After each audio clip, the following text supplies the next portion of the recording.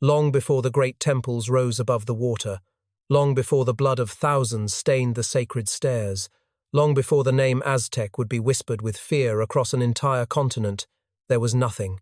There was just dust, hunger, and a small group of people that nobody wanted. Somewhere around the year 1100, in the dry, cracked valleys of northern Mexico, a tribe moved slowly across the land like a shadow that belonged to no one. They had no city, they had no king, they had no army. They carried what little they owned on their backs, animal skins, crude tools, dried strips of meat that never lasted long enough. They called themselves the Mexica, and in the world they lived in, that name meant absolutely nothing. It carried no weight, no respect, no fear. It was just a word attached to a group of people that every other civilization in the region considered beneath them, and for a long time, the world was right to ignore them. They were, by every measure that mattered, a tribe of wanderers who had nothing. The land they moved through was not empty.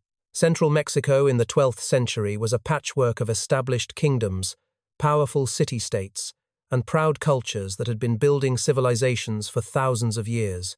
The Toltecs had already risen and fallen, leaving behind legends of glory that every tribe in the valley wanted to claim as their own. Cities like Cholula and Culhuacan had deep roots, long histories, and armies strong enough to defend their borders. These were societies with structure, with temples, with traditions that stretched back generations. And then there were the Mexica walking through the dust, asking for permission to exist. They would arrive at the edges of established territories and beg for a small piece of land to settle on. Sometimes they were ignored, sometimes they were laughed at, and sometimes they were met with violence. They were chased from valley to valley, forced to keep moving not because they wanted to, but because no one would let them stop. To the great civilizations of central Mexico, the Mexica were not a threat. They were a nuisance. They were dirty, uncivilized, and strange. They spoke a Nahuatl dialect that sounded rough to the ears of the more refined city dwellers. They worshipped gods that other nations found unsettling, especially one god in particular, Huitzilopochtli, a war god who demanded blood. Even in a world where sacrifice was not uncommon, the devotion the Mexica showed to this god made their neighbors uneasy. These were not people anyone wanted living nearby. There is a story that captures just how desperate and despised the Mexica truly were during these years of wandering. At one point, they were allowed to settle near the city of Culhuacan, one of the more powerful states in the Valley of Mexico. The Culhua gave them a patch of land that was infested with venomous snakes, expecting the Mexica to either suffer or leave. Instead, the Mexica ate the snakes. They survived, they adapted, and for a brief moment, they earned a small measure of grudging respect. The Culhua even allowed some intermarriage between the two groups, but then the Mexica did something that destroyed the relationship forever.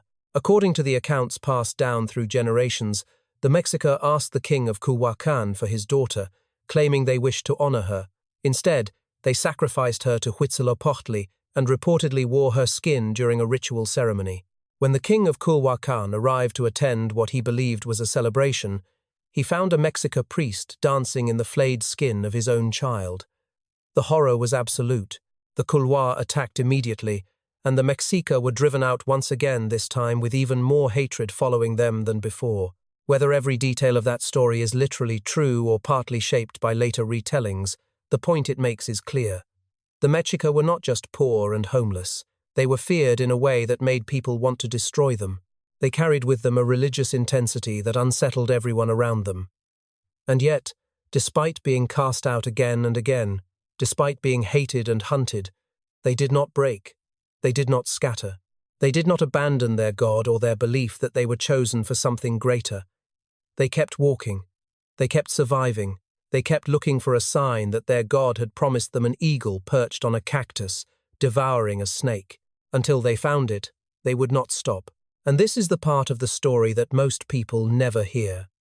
The Aztec Empire, one of the most powerful and terrifying civilizations in the history of the Americas, did not begin with strength. It began with starvation. It did not begin with conquest. It began with rejection. The people who would one day command armies of hundreds of thousands, who would build a city that made European visitors gasp in disbelief, who would hold the hearts of their enemies in their hands, those people started as the lowest of the low. Nobody wanted them. Nobody believed in them. Nobody saw them coming. And maybe that is the most dangerous kind of people in all of history, the ones with nothing left to lose. A god whispering in their ear and a fire in their chest that refuses to die. Because the Mexica was still walking, and they were about to find their sign. They had been walking for over 200 years. 200 years of dust and rejection, of sleeping on ground that did not belong to them, of watching their children grow up knowing that the world did not want them. 200 years of clinging to a promise that most rational people would have abandoned long ago, that their god, Huitzilopochtli, had chosen them for greatness, and that he would show them where to build their home. The sign would be unmistakable, they were told. An eagle, perched on a prickly pear cactus, devouring a snake. When they saw it, they would know, the wandering would end. And so the Mexica kept walking, generation after generation, carrying this promise like a flame in their hands through every storm that tried to put it out. And then, around the year 1325, on a small, soggy, insect-ridden island sitting in the middle of Lake Texcoco in the Valley of Mexico, they finally saw it. The eagle was there. The cactus was there. The snake was in its talons. After centuries of exile, the Mexica had found their promised land. There was just one problem. The promised land was a swamp. Lake Texcoco was not a welcoming place. The island the Mexica claimed was barely habitable. The water surrounding it was brackish, a mix of salt and fresh water that was not safe to drink. The ground was soft and wet, barely solid enough to stand on, let alone build upon. Mosquitoes swarmed in thick clouds. Snakes slithered through the reeds. The powerful city-states that controlled the land around the lake Azcapotzalco, Texcoco, Culhuacan had no interest in this miserable patch of mud. That is precisely why the Mexica were allowed to have it. No one else wanted it. The established kingdoms looked at the Mexica, settling on that island the way a landlord looks at a tenant moving into a condemned building. Let them have it. It will kill them soon enough. But the Mexica did not die on that island. They did something that no one in the Valley of Mexico could have predicted. They did something that, even now, engineers and historians struggle to fully explain. They turned that swamp into the most extraordinary city in the Western Hemisphere. The first challenge was the most basic one. How do you grow food on an island that is mostly water and mud? The Mexica answered this with one of the most ingenious agricultural inventions in human history. They created chinampas, sometimes called floating gardens, though they did not actually float. The Mexica drove wooden stakes into the shallow lake bed, creating rectangular frames. They filled these frames with layers of mud, rotting vegetation, and soil scooped from the bottom of the lake. They planted willow trees along the edges, whose roots grew down into the lake bed and anchored the entire structure in place. On top of these artificial islands, they grew maize, beans, squash, tomatoes, chilies, and flowers. Enough food to feed a growing population without depending on anyone else. The chinampas were staggeringly productive. Some historians estimate they could produce up to 7 harvests per year. A people who had once begged for scraps were now producing more food per acre than almost any farming system in the medieval world. But food was only the beginning. The Mexica needed fresh water, and the lake could not provide it. So they built aqueducts, long, carefully engineered channels made of stone and mortar that carried clean spring water from the mainland hills directly into the heart of the city. One of the most famous was the aqueduct from Chapultepec, stretching several miles across the lake on a raised causeway, delivering a constant flow of drinking water to a population that would eventually swell into the hundreds of thousands. They built 3 massive causeways connecting the island to the mainland, each one wide enough for 8 to 10 people to walk side by side, with removable bridges that could be pulled up in case of attack, instantly turning the city into a fortress surrounded by water. They built canals that crisscrossed the city like veins, allowing canoes to move people and goods in every direction. They built public latrines along the waterways, and the waste was collected and used as fertilizer for the chinampas. They had waste management systems and public sanitation practices that most European cities would not develop for another 3 or 4 centuries. By the time the 15th century arrived, Tenochtitlan was no longer a settlement on a swamp. It was a city of somewhere between 200,000 and 300,000 people, making it one of the largest cities in the entire world.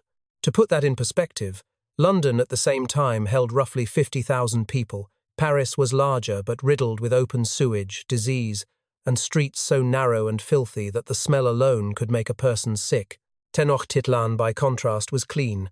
It was organized. It was beautiful. The central plaza held the massive Templo Mayor, a towering double pyramid dedicated to Huitzilopochtli and the rain god Tlaloc, painted in vivid reds and blues that could be seen for miles. Markets bustled with tens of thousands of traders every single day, selling everything from jaguar pelts to obsidian blades to exotic feathers from the distant tropics. The city had schools, courts, zoos, botanical gardens, and a social structure so organized that every citizen had a defined role and a clear path in life. It was, by almost any measurement, a wonder of the world, and it had been built by the people nobody wanted, the wanderers, the outcasts, the tribe that ate snakes to survive and was chased from every corner of the valley. That is the part of this story that should sit heavy in the mind, because what the Mexica proved on that island was something that powerful nations have always feared, that the desperate, when given even the smallest foothold, can build something that puts established empires to shame. Tenochtitlan was not just a city, it was a statement, a declaration that the Mexica were no longer begging for a place in the world. They were building their own. But a city this magnificent, surrounded by kingdoms that had once looked down on them, could not survive on engineering alone. It needed power, it needed fear. And the Mexica were about to discover that they had a terrifying talent for both. There is a truth at the center of the Aztec Empire that most people struggle to fully absorb.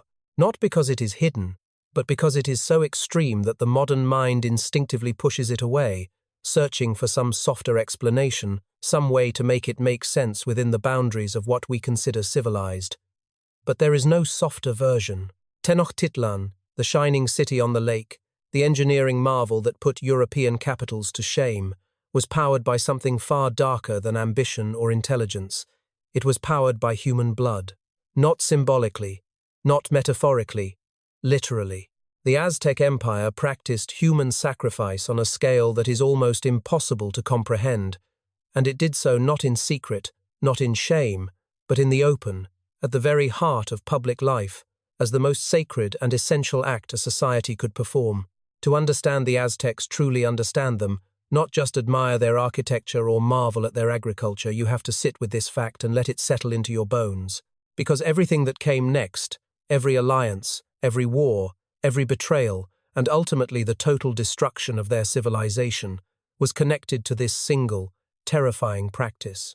The Aztec worldview was built on a belief that the universe was fundamentally unstable. They did not see the sun rising each morning as a guaranteed event. They saw it as a battle. Every single day, the sun god Huitzilopochtli fought against the darkness, against the moon, against the stars, against the forces that wanted to swallow the world in permanent night. And this battle required fuel, not prayers, not incense, not devotion alone. It required the most powerful substance the Aztecs believed existed: human blood. They called it chalchihuatl, precious water, and they believed without it, the sun would weaken, falter, and eventually stop moving across the sky. The crops would die, the rain would cease. The fifth sun, the current age of the world, would end in catastrophe just as the 4 ages before it had ended. The Aztecs did not see themselves as choosing to sacrifice humans. They saw themselves as having no choice at all. In their minds, every heart torn from a living chest was an act of cosmic maintenance, a desperate payment to keep reality itself from collapsing. To refuse would not be mercy. It would be the murder of the entire world. The rituals themselves were carried out with precision and ceremony that reflected just how seriously the Aztecs took this obligation.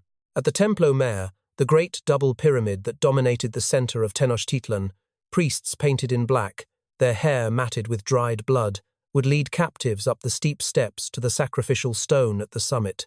The captive would be laid across a curved stone block, their back arched, their chest pushed upward toward the sky. A priest would use a tekpatl, a razor-sharp blade made of flint or obsidian, to make a single, decisive cut just below the ribs. The chest was opened while the heart was still beating, and the priest would reach inside and pull it out with his bare hands. The heart, still pulsing, would be held up to the sun, then placed in a stone vessel called a quorchicali, the eagle's bowl. The body would be rolled down the temple steps, tumbling over and over until it reached the base, where it would be collected and, in many cases, portions of the flesh would be ritually consumed. This was not done in frenzy or madness. It was done in order. It was done with songs, with drums, with the entire city watching, believing they were witnessing the most important act in the universe. The scale was staggering. During the reign of Ahuitzotl, who ruled from 1486 to 1502, the Aztecs reportedly sacrificed as many as 20,000 captives in a single 4-day ceremony to celebrate the renovation of the Templo Mayor.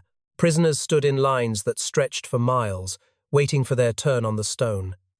The priests worked in shifts because no single group of men could sustain the physical effort of killing that many people without rest.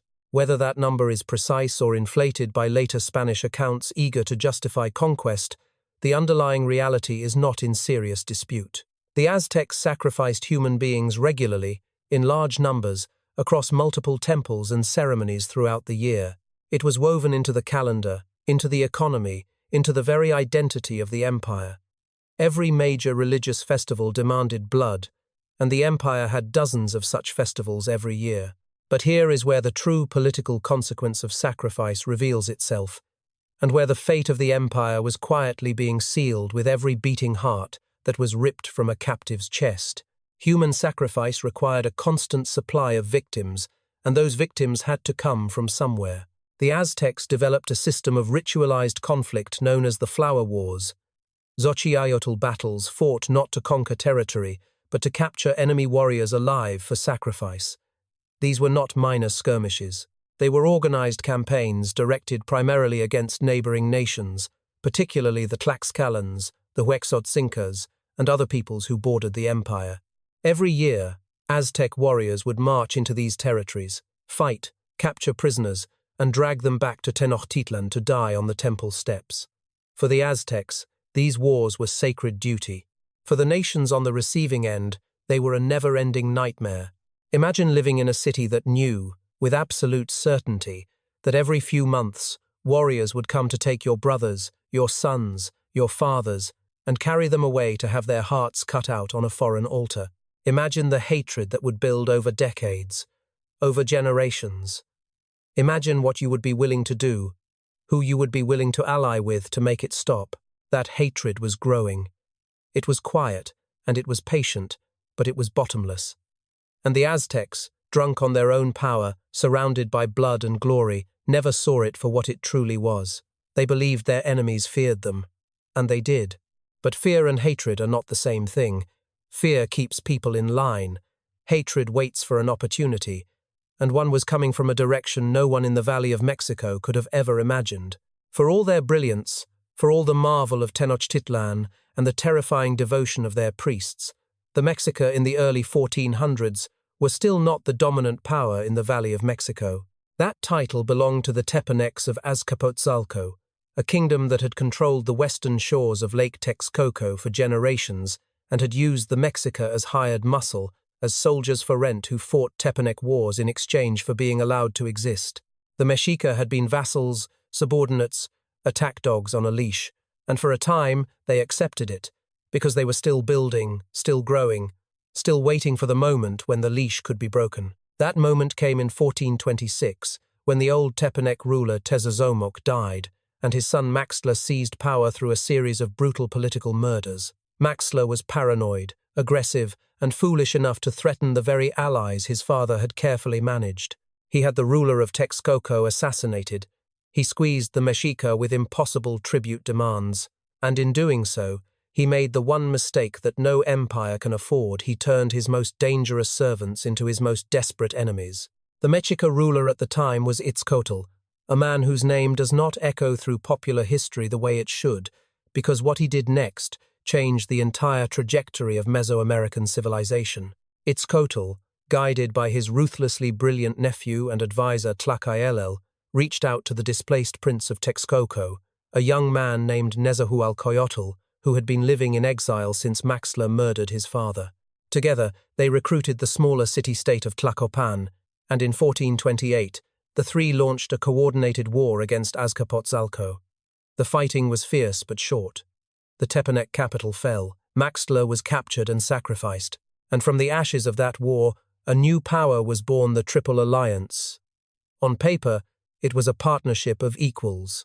Tenochtitlan, Texcoco, and Tlacopan would share the spoils of conquest, divide tribute, and rule together. In reality, it was nothing of the sort. From the very first days of the alliance, the Mexica positioned themselves as the senior partner, the military backbone, the beating heart of the new order. Texcoco brought intellectual prestige and legal sophistication. Tlacopan brought almost nothing, and everyone knew it. The alliance was a Mexica empire wearing the mask of cooperation, and that mask grew thinner with every passing year. What followed was one of the most rapid and ruthless imperial expansions in the history of the Americas. Over the next 90 years, the Triple Alliance, driven overwhelmingly by Mexica ambition, conquered hundreds of city-states across central and southern Mexico. Their armies moved outward in every direction like a slow, unstoppable wave, absorbing territory from the Gulf Coast to the Pacific, from the northern deserts to the edges of Maya territory in the south.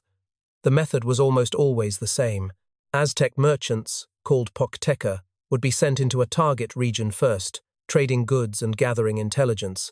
Then ambassadors would arrive, offering the local rulers a choice: submit peacefully, pay tribute, and provide captives for sacrifice, or face war.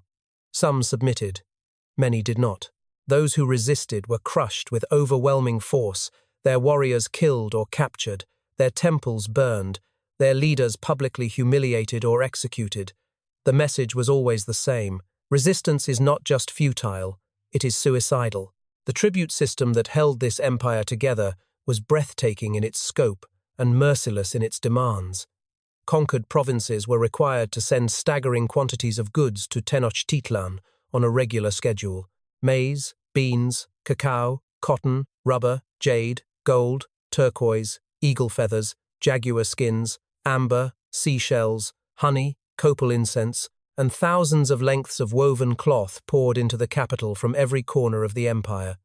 Entire communities existed solely to produce what the Aztecs demanded. If a province fell behind, if the tribute was late or short, the consequences were swift and devastating. Aztec armies would return, and this time there would be no negotiation.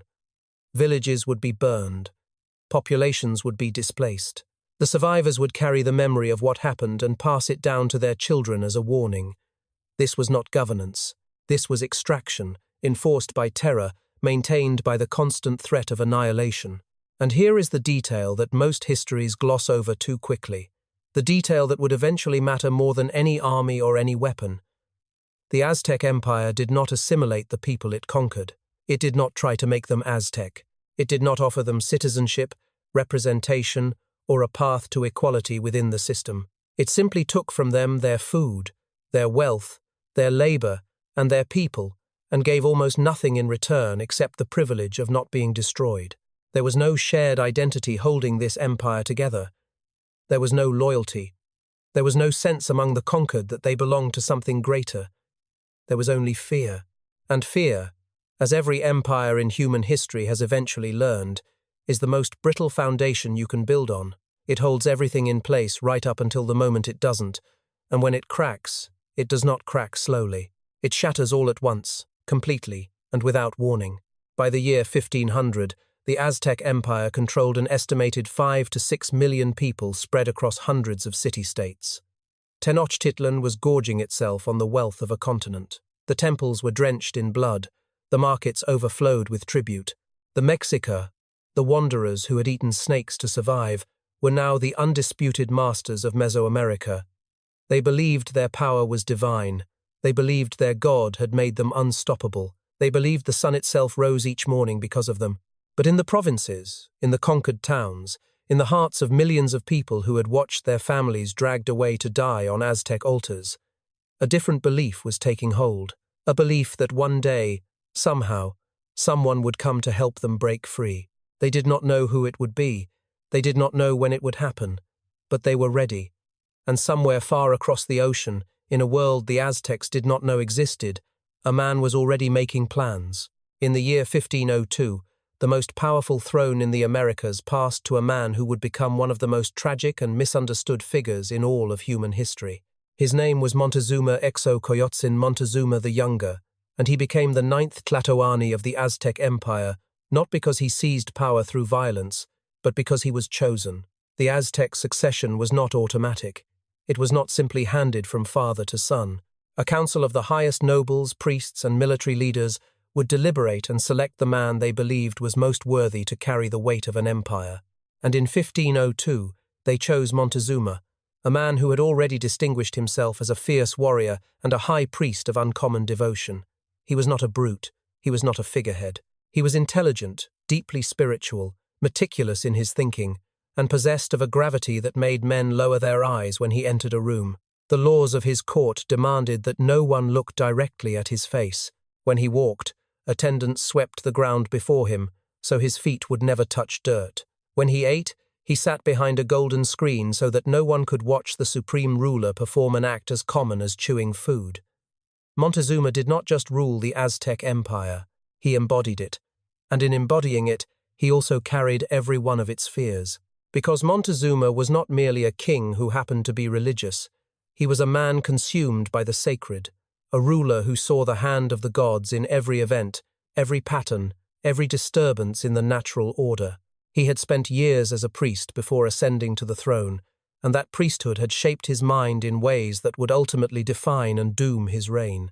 He understood the Aztec cosmos not as a stable structure, but as a fragile one, a world that existed on borrowed time, held together by ritual and blood, and the constant vigilance of those who served the gods. The Aztecs believed they were living in the age of the fifth sun, and that each of the four previous suns had ended in total destruction. The fifth sun, too, would end. The only question was when. And Montezuma, more than perhaps any ruler before him, lived with that question pressing against his chest every single day. He did not govern with the careless confidence of a man who believed his empire was invincible. He governed with the anxious precision of a man who believed the end was always one mistake away. And then the omens began. The accounts of what happened during the final years before the Spanish arrived are drawn from indigenous sources recorded shortly after the conquest, and whether they are literal truth or symbolic reconstructions shaped by hindsight, they paint a picture so eerie that it has haunted historians for 500 years. The first omen was a tongue of fire in the night sky, a comet, perhaps, or some atmospheric phenomenon that appeared in the east and burned for months, visible to the entire valley, a bleeding wound in the heavens that no priest could explain. The second was the sudden spontaneous burning of the temple of Huitzilopochtli. The great temple caught fire without any apparent cause, and the more water that was thrown on the flames, the more fiercely it burned, as though the fire had a will of its own. The third was a lightning bolt that struck another temple on a clear day, with no storm, no clouds, no thunder, just a single silent flash that split the structure apart. The fourth was a strange light in the sky during the daytime, a shower of fire that streaked from the heavens in 3 streams and vanished over the lake. The fifth was the lake itself, which was said to have boiled without heat, rising and flooding parts of the city for no reason anyone could determine. The sixth was a woman's voice heard wailing through the streets at night, crying out that her children were lost, that they were all doomed, that the end was near, a figure that some have connected to the later legend of La Llorona. The seventh was a strange bird caught by fishermen in the lake, a crane-like creature with a mirror embedded in the crown of its head. And when Montezuma looked into that mirror, he saw the stars, and then he saw warriors, men unlike any he had ever seen, riding on the backs of animals that did not exist in his world, coming from the east. The eighth was the appearance of deformed people, monstrous births, creatures with 2 heads that were brought to the palace, and then vanished before Montezuma could study them. 8 omens, 8 warnings, each one stranger and more disturbing than the last. And at the center of all of them stood Montezuma, a man who had been trained since childhood to read the will of the gods in the movements of the world, now watching that world send him message after message that something terrible was approaching. He consulted his priests. He consulted his sorcerers. He consulted the rulers of allied and enemy cities, asking if they too had seen signs, had dreamed dreams, had felt the ground shifting beneath the order of things. Some told him they had. Some told him nothing. None could offer comfort. The ancient stories spoke of Quetzalcoatl, the feathered serpent, the god of wind and wisdom who had been driven from the land long ago and who had promised, according to certain traditions, to return from the direction of the rising sun. Montezuma would have known these stories intimately. He would have known that the year one reed, which cycled through the Aztec calendar at regular intervals, was associated with Quetzalcoatl, and he would have known that the year 1519 in the European calendar corresponded to one reed. Whether Montezuma truly believed that a returning god was coming, or whether he simply could not shake the weight of prophecy and omen that pressed down on him from every direction, the result was the same. By the time reports began arriving from the Gulf Coast, reports of floating mountains on the sea, of pale-skinned strangers with hair on their faces, of animals that looked like enormous deer carrying men on their backs, of weapons that roared like thunder and spit fire, Montezuma did not react the way a supreme military commander of millions should have reacted. He did not mobilize his armies. He did not order an immediate attack. He hesitated. He sent gifts. He sent spies. He sent sorcerers to cast spells on the strangers. And he waited, paralyzed between two terrifying possibilities: that the strangers were gods and must not be opposed, or that they were men and could be destroyed.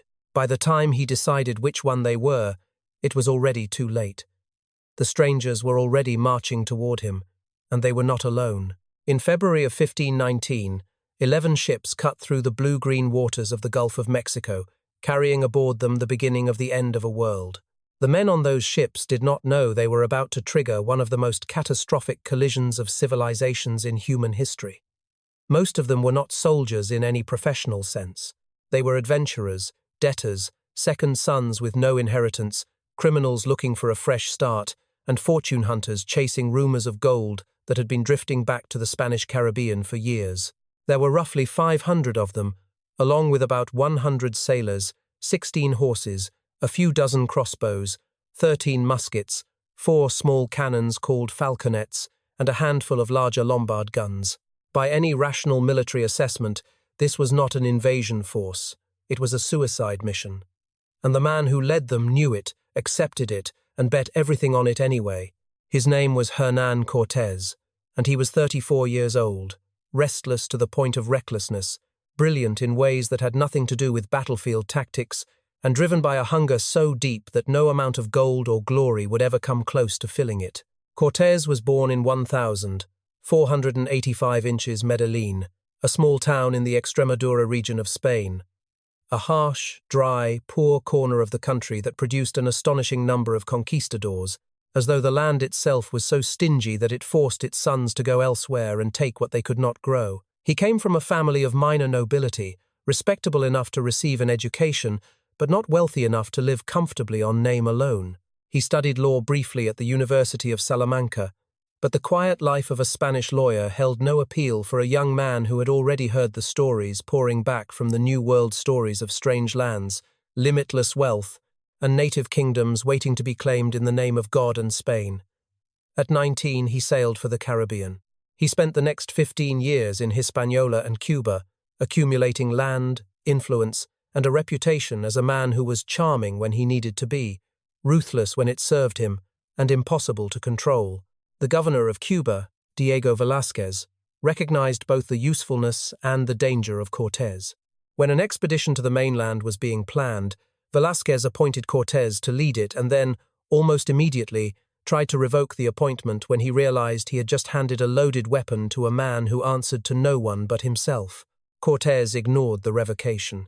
He gathered his men, loaded his ships, and sailed before Velázquez could stop him. From the moment those ships left the harbor in Cuba, Cortés was operating outside the law. He had no official authority from the Spanish crown. He had no legal right to conquer anything. He was, in the most technical sense, a mutineer, a rogue commander, leading an unauthorized expedition into unknown territory with a small army of men who had signed up for treasure and had no real idea what they were walking into. And Cortés understood, with a clarity that bordered on madness, that his only path to survival was total, irreversible commitment. If he turned back, he would be arrested, stripped of everything, and probably executed. If he failed on the mainland, he would die in a foreign land surrounded by enemies. The only option that kept him alive was victory complete, undeniable, spectacular victory, the kind that would force the Spanish crown to reward him rather than punish him, because the alternative would mean admitting that a criminal had achieved what the crown itself could not. That understanding is what led to the single most audacious decision of the entire conquest. After landing on the coast of what is now Veracruz, after establishing a small settlement and beginning to hear the first reports of the vast and wealthy empire that lay inland, Cortés gave an order that stunned his own men. He commanded that the ships be stripped of their sails, their rigging, their iron fittings, everything of value, and then run aground and destroyed. Some accounts say he had them scuttled by drilling holes in their hulls. Others say they were beached and dismantled. The method does not matter. The message was absolute. There were no ships anymore. There was no way back to Cuba. There was no escape route, no fallback plan, no possibility of retreat. 500 men stood on a foreign shore with the ocean behind them and an empire of millions ahead of them, and every single one of them now understood in their gut what Cortés had understood in his mind from the beginning: they would conquer this land, or they would die on it. There was no third option. But Cortés was not relying on courage alone, and he was certainly not relying on military strength. 500 men, even with horses and cannons, could not conquer an empire that commanded armies of hundreds of thousands. Cortés knew this. He had known it before he ever left Cuba. His true weapons were not made of steel or gunpowder. His true weapons were information, manipulation, and an almost supernatural ability to read the weaknesses of the people around him and turn those weaknesses into leverage. Within days of landing, he had acquired two assets that would prove more valuable than every cannon and horse combined. The first was Jerónimo de Aguilar, a Spanish priest who had been shipwrecked years earlier and had learned the Mayan language during his captivity. The second was a woman, an indigenous noblewoman who had been sold into slavery and who spoke both Mayan and Nahuatl, the language of the Aztec Empire. The Spanish called her Doña Marina. History would remember her as La Malinche. Together, Aguilar and La Malinche gave Cortés something no European had ever possessed before: the ability to speak directly to the people of this land, to understand their grievances, their fears, their hatreds. And what Cortés heard, as he began his march inland, was exactly what he had hoped to hear. The empire that ruled this land was powerful beyond imagination, and it was hated beyond measure. Cortés smiled. He had found his weapon. Now he just needed to aim it. There is a version of this story that has been told for 500 years, repeated in classrooms and textbooks and movies so many times that most people accept it without question. It goes like this. A small band of brave Spanish conquistadors, armed with superior technology and unbreakable courage, marched into the heart of a savage empire and conquered it against impossible odds. 500 men against millions, steel against stone, civilization against barbarism. It is a thrilling story. It is a convenient story. And it is, in almost every way that matters, a lie. Not because the Spanish were not there, not because they did not play a critical role, but because the idea that 500 Europeans conquered an empire of millions through their own strength is a fantasy that serves the interests of the conquerors and erases the people who actually decided the outcome. The fall of the Aztec Empire was not a European achievement. It was an indigenous revolution, one that Cortés was smart enough to ride like a wave and cruel enough to take all the credit for. This is the chapter that most history classes skip, and it changes everything. When Cortés began his march inland from the coast in August of 1519, he moved slowly, deliberately, gathering information at every step. La Malinche translated. Aguilar interpreted, and what they told Cortés, village after village, was a story of rage. The people of the coast, the Totonacs, were among the first to speak openly about their hatred of the Aztec Empire. They described the tribute collectors who came to their towns and took whatever they wanted: food, goods, young men for sacrifice, young women for whatever purposes the Aztecs deemed appropriate. They described the humiliation of being forced to kneel before representatives of Tenochtitlan, of having no recourse, no appeal, no way to resist without inviting annihilation.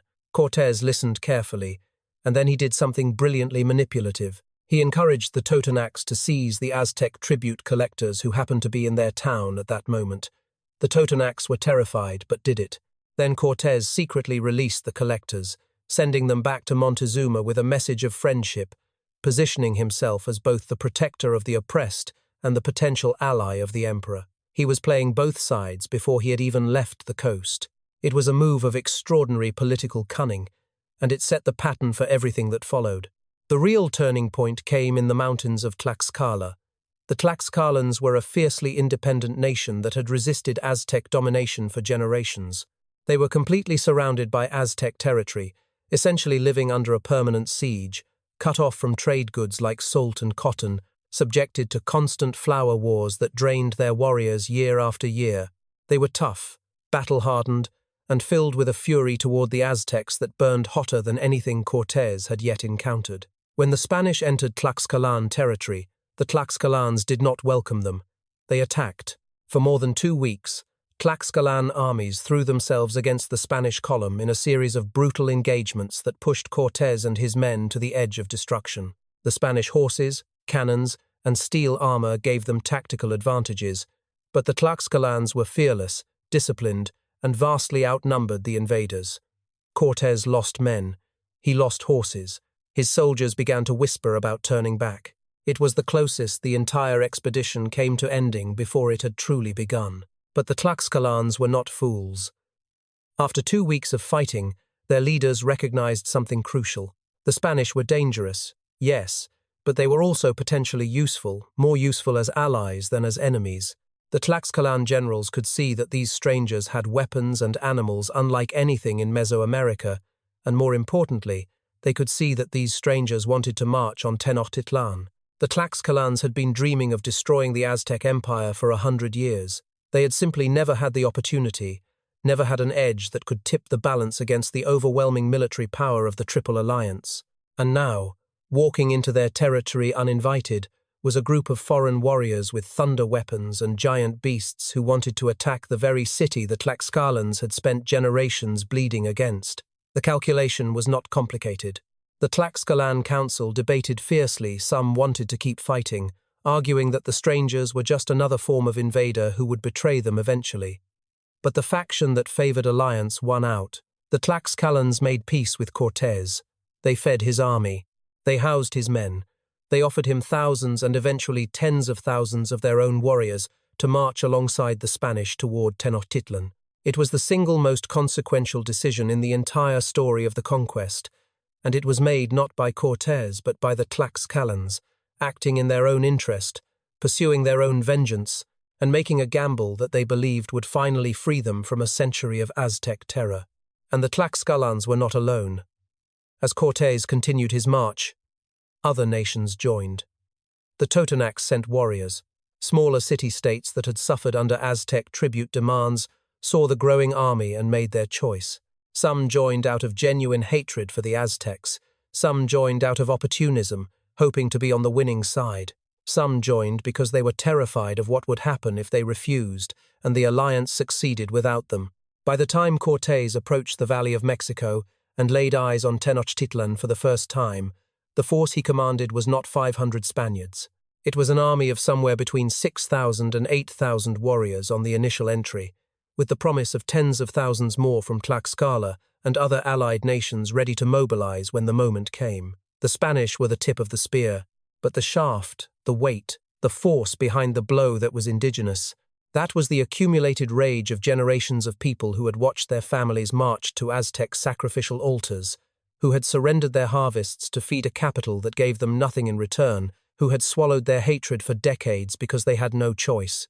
Now they had a choice, and they chose war. This is the truth that the traditional narrative buries, and it is a truth that carries an almost unbearable weight. The Aztec Empire was not destroyed by a foreign civilization, it was destroyed by its own subjects. The very people the Aztecs had terrorized, exploited, sacrificed, and humiliated for 100 years became the instrument of their annihilation. Cortés provided the spark. He provided the strategic coordination, the audacity, and the alien weapons that disrupted Aztec military calculations. But the fire, the overwhelming, consuming fire that would burn Tenochtitlan to the ground, that fire had been building inside the hearts of the conquered for generations. Every heart ripped from a Tlaxcalan chest on the Templo Mayor had added fuel. Every basket of tribute corn taken from a Totonac village had added fuel. Every act of cruelty, every public humiliation, every flower war fought to feed the insatiable gods of Tenochtitlan had added fuel. And now, finally, someone had arrived with a match. The Aztec Empire had built its own funeral pyre. It just hadn't known it yet. And by the time Montezuma stood on the causeway of Tenochtitlan and watched the strangers approach his city, accompanied by the warriors of every nation that had ever suffered under his rule, the fire was already lit. What happened next would be remembered as one of the most devastating chapters in the history of the human race. Everything before this moment had been a slow march toward the edge of a cliff. The omens, the alliances, the betrayals, the massacres, the desperate diplomacy. The night the Spanish were driven screaming from Tenochtitlan in what they would call La Noche Triste, the sad night, losing hundreds of men and thousands of allied warriors as they fled across the broken causeways in the rain. All of it had been building to this. By May of 1521, Cortés had regrouped, reinforced, and returned with a force so large and so determined that there would be no more negotiations, no more gifts, no more attempts to take the empire intact. This time, the goal was annihilation.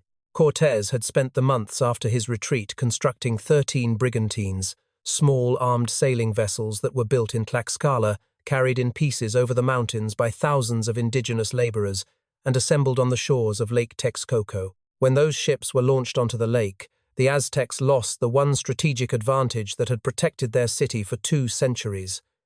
Tenochtitlan was an island. Its causeways could be defended. Its canals could be turned into kill zones. But if an enemy controlled the water, the city became a trap. And now Cortés controlled the water. The siege began on the 26th of May, 1521. 3 divisions of Spanish and Allied forces advanced along the 3 main causeways leading into Tenochtitlan, while the brigantines patrolled the lake, cutting off any movement of food, fresh water, or reinforcements by canoe. The aqueduct from Chapultepec, the lifeline that had carried clean drinking water into the city for generations, was one of the first targets. It was destroyed. From that moment on, the people of Tenochtitlan had no reliable source of fresh water. They drank from the brackish lake. They collected rain when it fell. They rationed what little they had stored. And as the days stretched into weeks, thirst became as deadly an enemy as any soldier on the causeway. Cortés understood siege warfare not as a battle of strength, but as a battle of patience. He did not need to storm the city in a single glorious assault. He needed to starve it, dehydrate it, exhaust it, and break it piece by piece until there was nothing left to defend. The Aztecs, however, did not break easily. The man who now led them was Cuauhtémoc, the last Tlatoani, a young warrior of extraordinary courage who had taken power after Montezuma's death and the brief, chaotic reign of his successor Cuitlahuac, who had himself died of smallpox after ruling for only 80 days. Cuauhtémoc had no illusions about what was coming. He knew the Spanish would return. He knew they would bring their allied armies, and he prepared Tenochtitlan for the kind of fight that the city had never faced before, a defense to the death, street by street, canal by canal, rooftop by rooftop. Aztec warriors dug trenches across the causeways. They removed bridges to create gaps that would force attackers into the water. They fortified buildings, stockpiled weapons, and positioned archers and slingers on every elevated surface. When the Spanish and their allies advanced, they walked into a killing ground designed by a people who knew they were fighting not for victory but for survival. The fighting was beyond anything the Spanish had experienced in any of their previous campaigns in the Caribbean or on the mainland. Each day, Cortés and his allied forces would push forward along a causeway or into a neighborhood, fighting hand to hand through narrow streets and across canals choked with debris and bodies. Aztec warriors armed with macuahuitl wooden swords, embedded with razor-sharp obsidian blades capable of decapitating a horse in a single swing, threw themselves at men in steel breastplates with a fury that Cortés himself described as beyond belief. They fought from canoes. They fought from rooftops. They fought from inside buildings that had been turned into fortresses. They captured Spanish soldiers alive whenever they could, dragging them back to the Templo Mayor, where they were sacrificed in full view of the besieging army, a psychological weapon as devastating as any cannon. Spanish soldiers standing on the causeways could hear the drums, could see the distant figures of their comrades being led up the temple steps, could watch as the priests did their work, the screams carried across the water. It was designed to terrify, and it did, but the Aztecs were fighting against something they could not defeat with courage alone. The smallpox epidemic that had swept through Tenochtitlan months earlier had already killed tens of thousands, including the Tlatoani Cuitlawak and an unknown number of experienced warriors. The disease had torn through the population with a cruelty that no army could match, killing indiscriminately, leaving survivors weakened and scarred, destroying the social fabric of a city that depended on organization and collective effort to function. By the time the siege began, Tenochtitlan was already a city of the sick and the grieving, its population reduced, its morale shattered by a plague that seemed to strike only them, while leaving the strangers and their allies untouched. And now, on top of disease, came starvation. As the weeks dragged on, food supplies inside the city dwindled to almost nothing. The chinampas that had once fed hundreds of thousands were destroyed or inaccessible. Trade routes were severed. The people of Tenochtitlan ate rats. They ate leather. They ate the bark of trees. They boiled grass and weeds for any trace of nutrition. Children grew silent with hunger. The elderly simply stopped waking up. And still, Cuauhtémoc refused to surrender. Cortés, growing frustrated with the pace of the advance and the ferocity of the resistance, made a decision that would seal the city's fate. He ordered his forces to demolish every building they captured, not just secure them, destroy them, tear them down stone by stone, fill the canals with the rubble, and level every structure so the Aztecs could not reoccupy them during nighttime counterattacks. The allied warriors from Tlaxcala and the other nations carried out this work with a thoroughness fueled by generations of hatred. They were not just fighting a war, they were dismantling the city that had terrorized them for a century.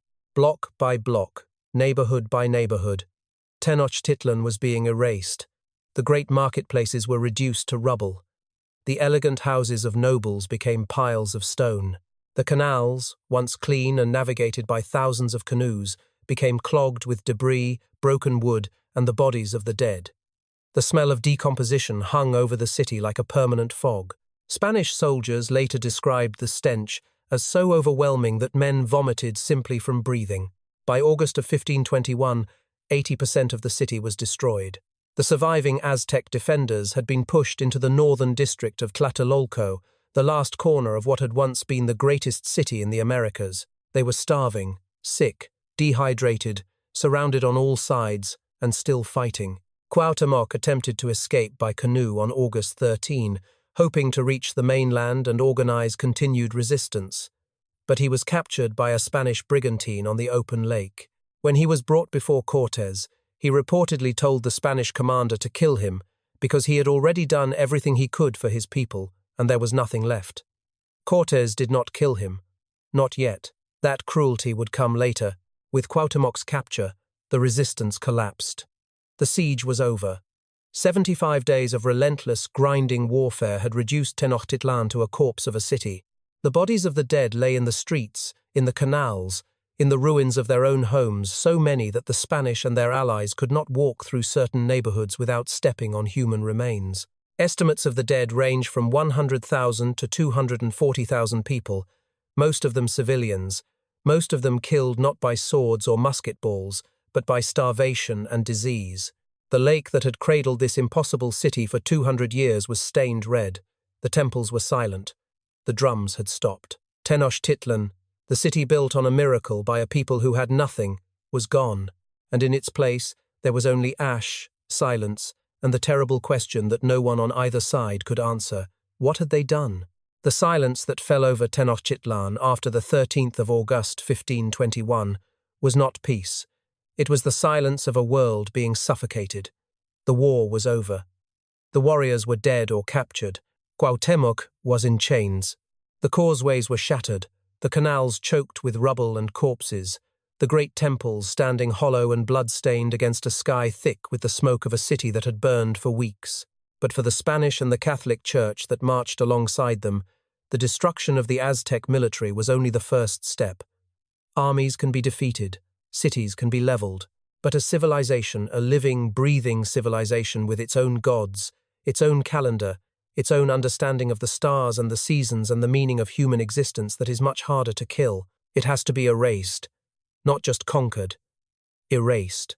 And that is exactly what the Spanish set out to do, with a thoroughness and a conviction that still ranks among the most devastating cultural destructions in the recorded history of the human race. The temples came down first. The Templo Mayor, the great double pyramid that had stood at the heart of Tenochtitlan for generations, the structure where countless thousands had been sacrificed to Huitzilopochtli and Tlaloc, was dismantled stone by stone. The Spanish did not simply abandon it or repurpose it. They tore it apart deliberately, systematically, and used its stones as building material for the new structures they intended to raise in its place. Churches, government buildings, a cathedral. The stones that had once held the blood of Aztec sacrifices were mortared into the walls of Christian houses of worship, as though the old gods could be physically imprisoned inside the new faith. Across the ruins of the sacred precinct, across the city, across the entire valley, the same pattern was repeated. Indigenous temples were demolished, shrines were smashed, idols were pulled from their altars and shattered or melted down. Every physical manifestation of Aztec religion that the Spanish could find was targeted for destruction because the priests and friars who accompanied the conquest understood something that pure military commanders often miss: that a people can survive the loss of their army, the loss of their leaders, even the loss of their city, but they cannot survive the loss of their gods. Kill the gods, and you kill the identity. Kill the identity, and the people become raw material, shapeable, convertible, controllable. And then came the burning of the books. This is the wound that bleeds the most, because it is the one that can never be healed. The Aztecs kept codices, folding books made of bark paper or deerskin, painted in vivid colors, filled with pictographic writing that recorded history, genealogy, astronomical observations, religious ceremonies, tribute records, maps, poetry, medical knowledge, and the accumulated wisdom of centuries. These were not casual documents. They were the memory of a civilization, painstakingly created and carefully preserved by trained scribes who dedicated their lives to the task. When the Spanish friars arrived in the years following the conquest, they gathered these codices and burned them. The most notorious of these destructions was carried out by Juan de Zumárraga, the first bishop of Mexico, and later by Diego de Landa in the Yucatan, who organized mass burnings of Maya manuscripts with the same fervor. The friars declared the codices to be instruments of the devil, filled with demonic images and pagan lies that had to be purged in order to save the souls of the indigenous people. They burned them in public bonfires, sometimes forcing the very scribes who had created them to watch as their life's work turned to ash. Of the thousands of codices that are believed to have existed before the conquest, fewer than 20 survived. Fewer than 20. Everything else, the astronomical charts, the historical records, the poetry, the medical texts, the maps, the philosophical traditions, the accumulated observations of centuries of human thought was fed to the flames by men who believed they were doing God's work. The human toll of the erasure was carried out through a system the Spanish called the encomienda, which granted individual Spaniards the right to extract labor and tribute from indigenous communities in exchange for the supposed benefit of Christian instruction. In practice, it was slavery in all but name. Survivors of the conquest and the epidemics that followed were forced into labor on Spanish farms, in Spanish mines, and on Spanish construction projects. They built the churches that replaced their temples. They laid the streets that covered their canals. They quarried the stone that was used to construct the buildings of Mexico City, a city built directly, physically, on top of the ruins of Tenochtitlan. The Spanish did not build their capital next to the old Aztec city. They built it on top of it.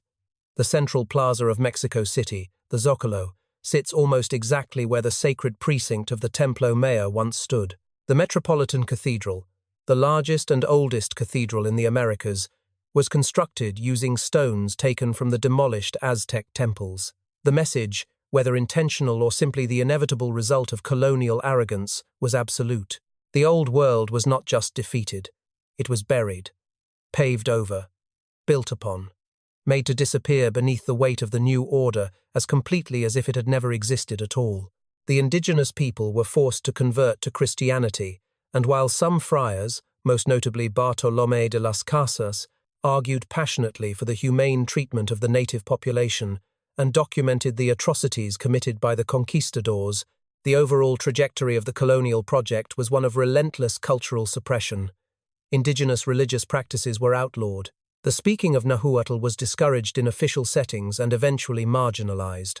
The old calendar, the old festivals, The old ways of organizing time and meaning and community, all of it was pushed underground, where it survived in fragments, in whispers, in syncretic blends of old and new that the priests either tolerated or failed to notice. The Aztec world did not disappear completely. Pieces of it survived in ways that the Spanish could not fully control, in the food, in the language, in the faces and the bloodlines of the people who remained. But the civilization as a coherent, living system with its own institutions, its own records, its own voice that was gone, deliberately, systematically, and with the full backing of church and crown. And this is where the story asks a question that reaches far beyond the Aztecs, far beyond Mexico, far beyond the 16th century. How much of human knowledge has been deliberately destroyed by the powerful? How many libraries have been burned? How many traditions have been outlawed? How many languages have been silenced? How many ways of understanding the world have been erased, not because they were wrong, but because they belonged to someone who lost a war? The Aztecs are not the only case. The Library of Alexandria, the cultural destruction of colonized peoples across Africa, Asia, Australia, and the Americas, the systematic suppression of indigenous knowledge systems on every continent. The pattern is old, and it is global, and it raises a possibility that should unsettle anyone who believes in the value of human thought, that the knowledge we have today, the history we tell, the science we trust, is not the full picture. It is the survivor's picture. It is what was left after the powerful decided what deserved to be remembered and what deserved to burn. Somewhere in the ashes of Tenochtitlan, there were answers to questions we haven't even learned to ask yet, and they are gone. But the city itself, it turned out, was not as gone as the Spanish believed. It was still there, waiting, buried but not silent. There is a conqueror in this story that has no name, no face, no flag, and no conscience. It did not sail from Spain. It did not march under the banner of Cortés. It did not negotiate alliances or burn ships or make speeches about God and gold. It arrived in silence, carried in the breath and the blood of men who did not even know they were weapons, and it began its work with a patience and a thoroughness that no army in the history of human warfare has ever matched. It did not distinguish between warriors and children. It did not care about alliances or surrenders. It moved through villages like a whisper, through cities like a flood, through an entire continent like a slow, invisible fire that burned from the inside out. By the time anyone understood what was happening, it was already too late. The real conqueror of the Aztec Empire was not Hernán Cortés. It was not the Tlaxcalans. It was not steel or gunpowder or horses.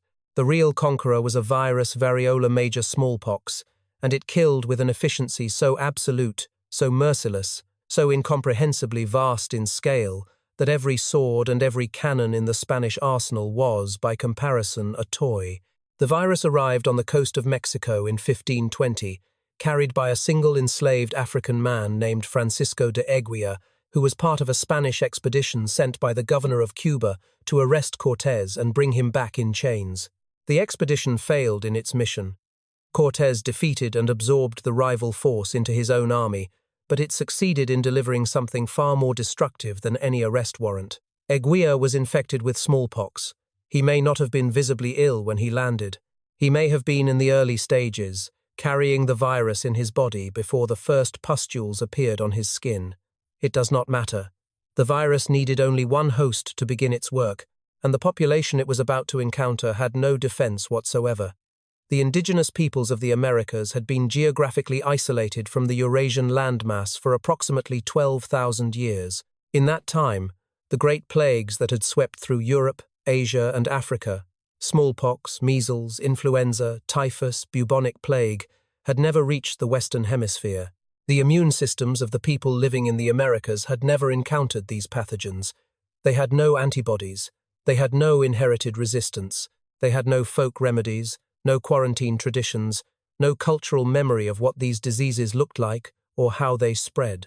When smallpox arrived, it entered a population of millions, as though walking through an open door into a room full of kindling, and it struck a match. The disease spread from the coast inward with terrifying speed. It moved along trade routes, carried by merchants who did not yet know they were sick. It moved through markets, through family gatherings, through the close quarters of densely populated cities where people lived and worked and slept in proximity that made containment impossible. The symptoms were monstrous. High fever came first, then a rash that spread across the entire body, erupting into fluid-filled blisters that covered the face, the arms, the torso, the legs, every inch of skin consumed by pustules that wept and merged, and eventually hardened into crusts. The pain was agonizing. The disfigurement was total, and for those with no immunity, the mortality rate was catastrophic, estimated by modern epidemiologists at somewhere between 30 and 50% of those infected, and possibly higher in communities where the disease struck all at once, leaving no one healthy enough to care for the sick, to bring water, to feed the children, to bury the dead. Entire families died together in their homes. Entire villages were found silent, every inhabitant dead or dying, the bodies left where they fell because there was no one remaining to move them. Tenochtitlan was hit before the siege even began. The virus reached the capital sometime in late 1520, during the chaotic months after La Noche Triste, when the Spanish had been driven from the city and the Aztecs believed they had won a great victory. They had not won anything. The enemy was already inside the walls, invisible, multiplying in the lungs and the blood of the people who thought they were celebrating liberation. The Emperor Cuitlahuac, who had organized the defense that drove Cortés out, who had shown the military brilliance and decisiveness that Montezuma had lacked, contracted smallpox and died within 80 days of taking power. His death was not just a personal tragedy, it was a strategic catastrophe. The empire lost its most capable wartime leader at the exact moment it needed him most. Thousands of warriors, the very men who would be needed to defend the causeways and canals of Tenochtitlan in the coming siege, were dead, dying, or too weakened to fight. The city's population, which may have exceeded 200,000 before the epidemic, was gutted. When Cortés returned to lay siege in May of 1521, he was not attacking the city he had fled from months earlier. He was attacking a ghost of that city, a city already hollowed out by a plague that had killed indiscriminately and left the survivors traumatized, grieving, and physically broken. And this was only the beginning. Smallpox was the first wave, but it was not the last. In the decades following the conquest, measles, typhus, influenza, mumps, and a hemorrhagic fever that the indigenous people called cocolistli swept through the population in successive waves, each one striking a community that had not yet recovered from the last. The numbers are almost impossible to grasp. The indigenous population of central Mexico at the time of contact is estimated by most modern historians at somewhere between 15 and 25 million people. By 1600, less than 80 years later, that number had fallen to approximately 1 million. Some estimates place the decline even more steeply, 90%, 95%, numbers that, in any other context, would be called an extinction event. Entire ethnic groups vanished, entire languages disappeared, entire systems of knowledge, governance, agriculture, and art that had developed over thousands of years were lost not because someone burned them or banned them, but because every person who carried that knowledge in their memory was dead. The virus did not care about culture. It did not care about wisdom. It consumed everything equally, leaving behind a silence so vast that it would take centuries for the world to even begin to understand the scale of what had been lost. This is the fact that reframes the entire story of the conquest, the fact that should sit at the center of every account of what happened in the Americas and yet is still, even now, treated as a footnote. Cortés did not conquer the Aztec Empire. Not really. He arrived at the right time, exploited the right alliances, and benefited from the single greatest biological catastrophe in human history. The virus did the work. The virus broke the population.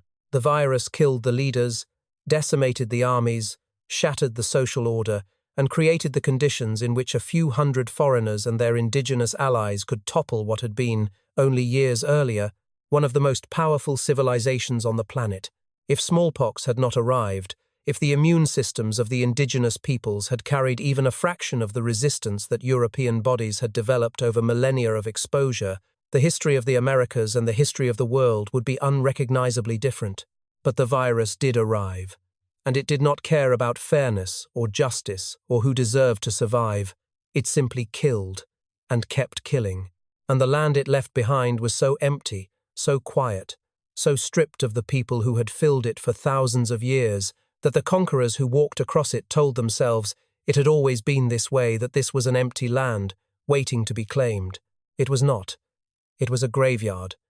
And beneath the surface of that graveyard, beneath the new streets and the new churches and the new names given to old places, something was still there, waiting to be found.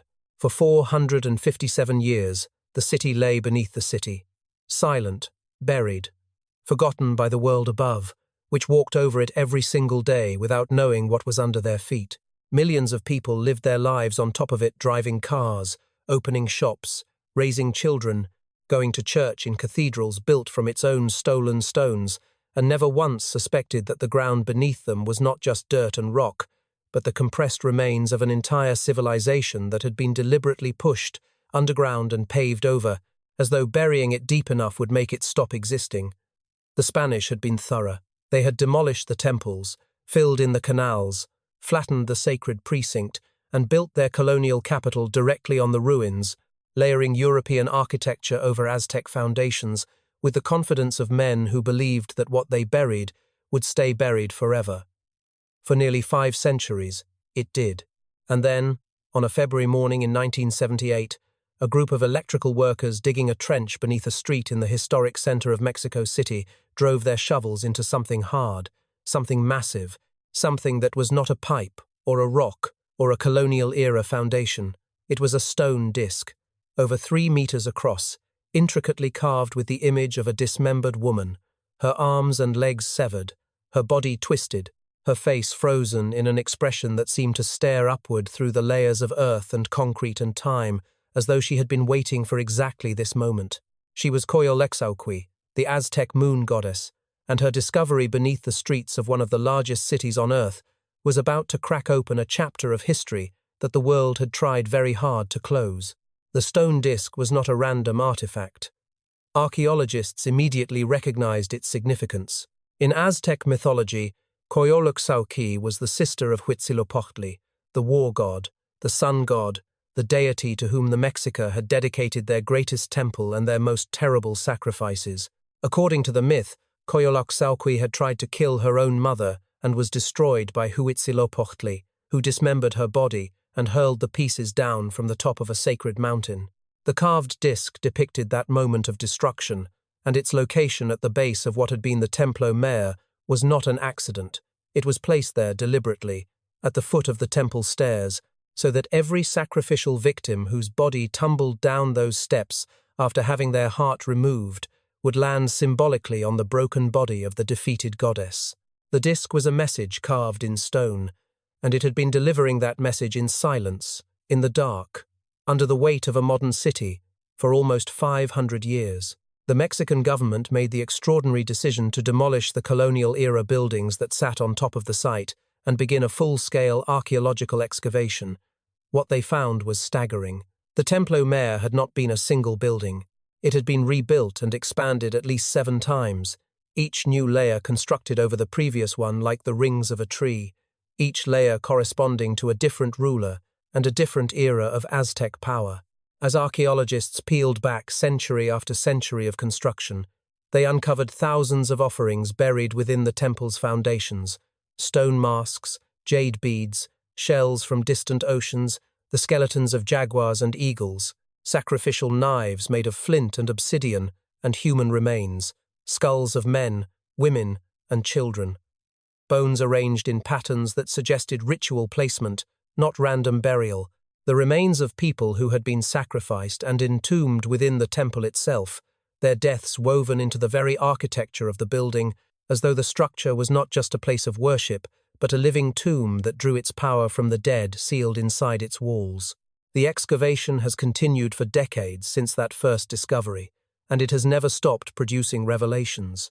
In 2015, archaeologists found a tower of skulls atzompantly embedded in the earth near the Templo Mayor, containing hundreds of human skulls cemented together with lime, staring outward in rows, their empty eye sockets facing the streets of modern Mexico City, as though watching the people who passed above them. Some of the skulls belonged to women and children, challenging earlier assumptions that only captured warriors were sacrificed.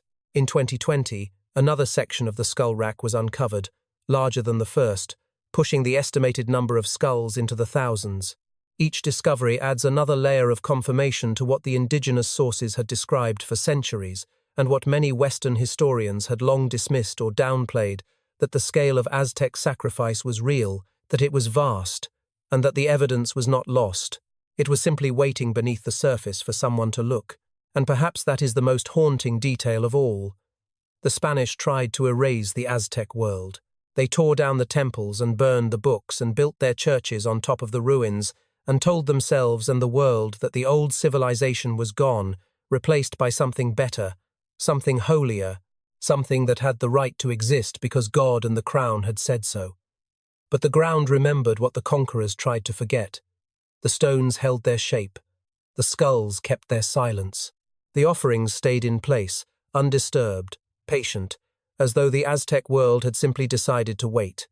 And now, piece by piece, year by year, discovery by discovery, it is coming back, not as a living empire, not as a restored civilization, but as a voice quiet, persistent, impossible to ignore, rising from beneath the foundations of the modern world to remind us that what is buried is not always gone, that what is silenced is not always voiceless, and that the dead, if you listen carefully enough, have a great deal left to say. The only question is whether the living are ready to hear them, and whether they are ready for what comes next, the final reckoning with what this empire truly was, what it meant, and what its destruction still means for the world we live in today.